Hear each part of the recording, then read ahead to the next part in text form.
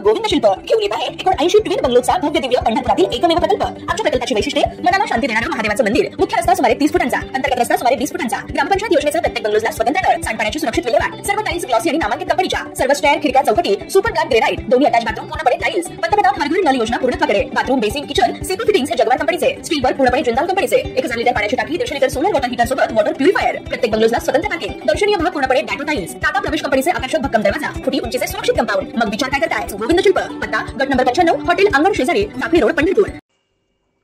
अजित पवार यांच्या राष्ट्रवादी काँग्रेसचे नाशिकचे शहर उपाध्यक्ष आणि त्यांच्या भावाची कोयत्यानं सपासप वार करत हत्या केली आहे। राहत्या घरासमोरच हल्लेखोरांनी जीव घेतला। या घटनेनंतर नाशिकमध्ये एकच खळबळ उडाली आहे।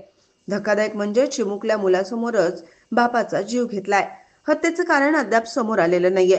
रंगपंचमीच्या दिवशीच नाशिकमध्ये हत्येची घटना घडली आहे। नाशिक राष्ट्रवादी अजितदादा गटाचे शहर उपाध्यक्ष उमेश उर्फ मन्ना जाधव आणि त्यांचा सख्खा भाऊ प्रशांत जाधव यांच्यावर प्राणघातक हल्ला करून खून केलाय।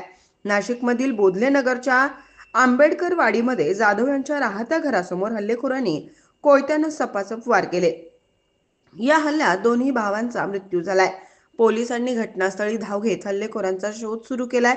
याबाबत उपनगर पोलीस ठाण्यात खुनाचा गुन्हा दाखल करण्यात आलाय।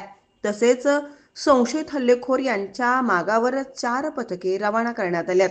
नाशिक पुणे रोडवरील आंबेडकरवाडी येथे दोघा सख्ख्या भावांवर टोळक्यानं कोयत्यानं हल्ला केला। या हल्ल्यामध्ये दोन्ही भावांचा जागीच मृत्यू झालाय। बुधवारी रात्री आंबेडकरवाडी बोधले नगर परिसरात ही धक्कादायक घटना घडली।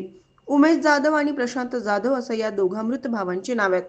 खुनाचं कारण अद्याप स्पष्ट झालं नसलं तरी आर्थिक वादातून हा हल्ला झाल्याचा संशय पोलिसांनी व्यक्त केलाय। सुदैवानं कुटुंबियावर हल्लेखोरांनी हल्ला केला नाही। मात्र दोघा भावांनी प्रतिकार केला असता हल्लेखोरांनी त्यांचा जीव घेतला असं स्थानिकांनी सांगितलंय। उपनगर पोलिसांनी घटनास्थळी धाव घेत हल्लेखोरांचा शोध सुरू केलाय। याबाबत उपनगर पोलीस ठाण्यात खुनाचा गुन्हा दाखल करण्यात आलाय। तसेच संशयित हल्लेखोर यांच्या मागावर 4 पथके रवाना करण्यात आली आहेत।